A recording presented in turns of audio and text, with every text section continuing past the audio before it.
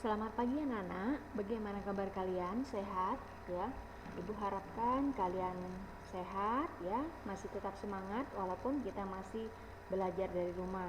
Hari ini ya kita akan belajar agama Katolik tema 2, Yesus Kristus bagian C tentang Ester perempuan pemberani. Sebelumnya marilah kita berdoa.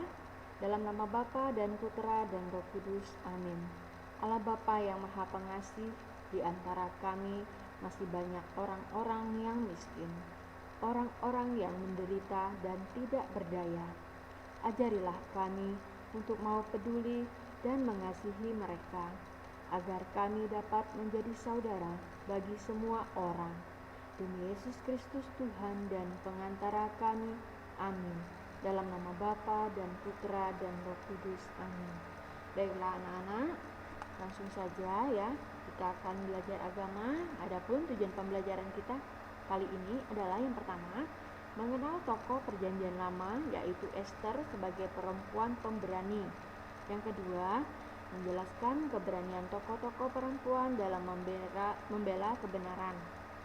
Yang ketiga, menyebutkan tokoh-tokoh perempuan yang memperjuangkan kesejahteraan bersama. Yang keempat, menjelaskan arti sikap peduli terhadap sesama. Nah, anak-anak, di sini perhatikan, di sini ada gambar tokoh perempuan ini ya, yang bernama Bunda Teresa.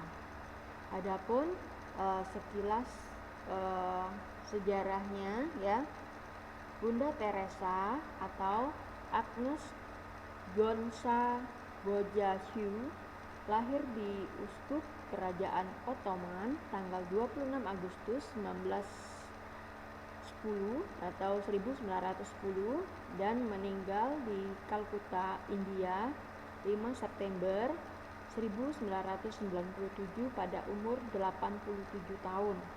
Adalah seorang biarawati Katolik Roma keturunan Albania dan berkewarganegaraan India ya, yang mendirikan misionaris cinta kasih ya, atau dalam bahasa Inggrisnya Missionaries of Charity di Kalkuta, India pada tahun 1950. Selama lebih dari 45 tahun ia melayani orang miskin, sakit, yatim piatu dan sekarat, sementara membimbing ekspansi misionaris cinta kasih yang pertama di seluruh India dan selanjutnya di negara lain. Setelah kematiannya, ia diberkati oleh Paus Yohanes Paulus II dan diberi gelar Beata Teresa dari Kalkuta. Dalam gereja Katolik, beatifikasi dari bahasa Latin beatus yang berbahagia adalah suatu pengakuan atau pernyataan yang diberikan oleh gereja terhadap orang yang telah meninggal bahwa orang tersebut adalah orang yang berbahagia. Beatifikasi diberikan kepada orang yang dianggap telah bekerja sangat keras untuk kebaikan atau memiliki keistimewaan secara spiritual.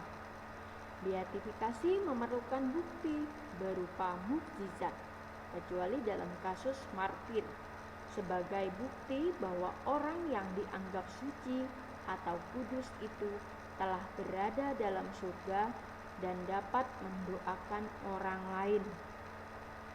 Orang yang mendapat beatifikasi diberi gelar beato untuk laki-laki dan beata untuk perempuan. Nah, di sini ada beberapa tokoh perempuan ya, tokoh perempuan Indonesia yang memperjuangkan kemerdekaan waktu itu ya. Selain tokoh laki-laki, terdapat banyak tokoh perempuan yang berjuang menegakkan nilai-nilai kebenaran dan kemanusiaan. Tokoh-tokoh perempuan tersebut memberikan teladan kepada kita. Tokoh perempuan Indonesia yang memperjuangkan kemerdekaan adalah Cut Nyak-Dien, Raden Ajeng Kartini ya, dan lain-lain. Pada gambar kalian bisa lihat ya, mereka memperjuangkan Ya, misalnya nilai kepemimpinan dan perjuangan terhadap kesejahteraan rakyat, nilai keberanian dan perjuangan melawan ketidakadilan, nilai perjuangan kemanusiaan, nilai pelayanan dan cinta kasih, nilai perjuangan untuk mendapat perlakuan serta hak yang sama, nilai solidaritas dan kesetiakawanan sosial, dan nilai-nilai lainnya. Ya, tokoh perempuan yang berani memperjuangkan bangsanya terdapat juga di dalam kitab suci, yaitu Ester.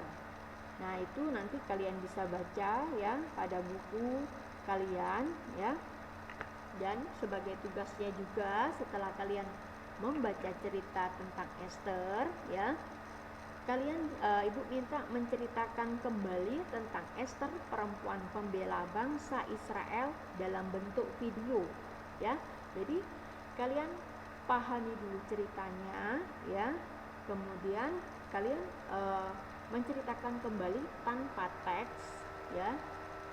Itu nanti direkam dalam bentuk video ya, tidak perlu panjang, tetapi sejarah singkatnya ya, cerita singkatnya tentang Ester itu ya anak-anak.